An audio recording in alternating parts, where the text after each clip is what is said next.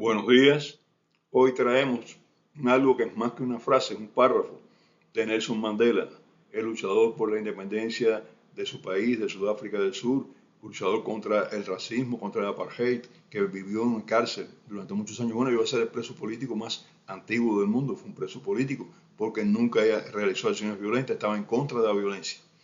Y Mandela nos dice en este párrafo, pues, porque es más largo que una frase simple, la libertad carece de sentido si la gente no puede poner comida en sus estómagos, si no puede tener refugio, es decir, vivienda, si el analfabetismo y la enfermedad siguen perdiéndoles.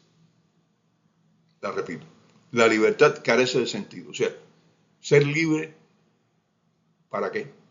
Para no tener nada de comer, para no tener una habitación adecuada, para ser analfabeto o no tener acceso a información, para que estén enfermedades atacándome, haciéndome daño, causándome lesiones y matándome a mí y a mis amigos y familiares.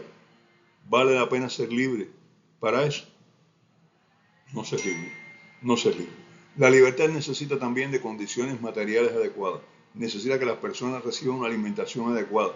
Necesita que las personas tengan vivienda adecuada. Necesitan tener información, saber leer y escribir y tener acceso a información adecuada, información objetiva, y necesitan también estar protegidos de las enfermedades con los medicamentos adecuados, con atención médica, con condiciones. De lo contrario, como dijo Mandela, la libertad carece de sentido.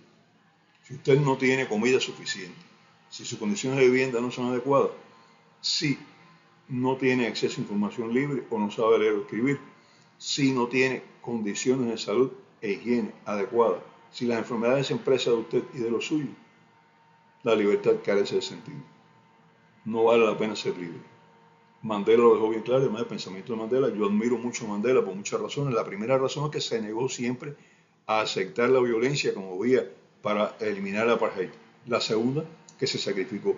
No fue el individuo que huyó de su país y se refugió en Europa para desde lejos estar haciendo discursos incendiarios. No, aceptó porque no le quedó más remedio, desde luego, pero aceptó para la cárcel y estuvo preso todo el tiempo que fue necesario hasta que el apartheid desapareció de Sudáfrica, más o menos, y apareció, el país llegó a un cierto grado de libertad. Pero entonces él dijo bien claro esto, ¿no? Si todavía hay poblaciones que no tienen acceso a todas estas condiciones de alimentación, vivienda, salud y educación, pues no vale la pena ser libre, no tiene sentido.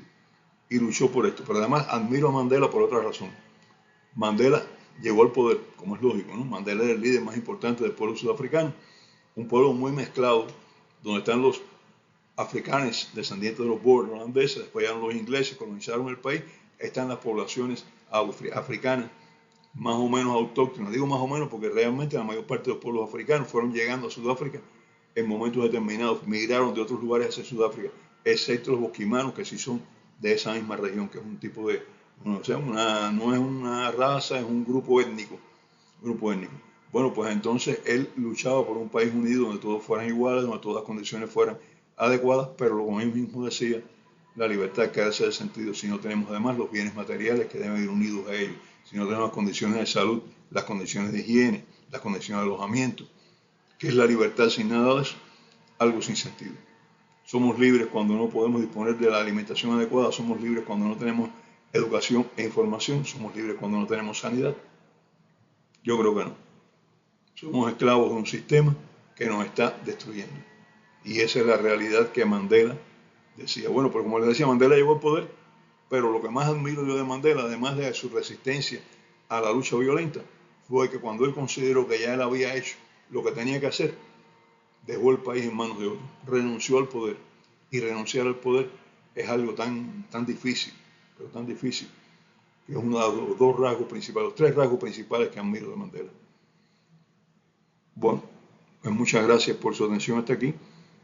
Y recuerden, la libertad carece de sentido si no tenemos las condiciones materiales y sociales que se necesitan. Hasta el próximo.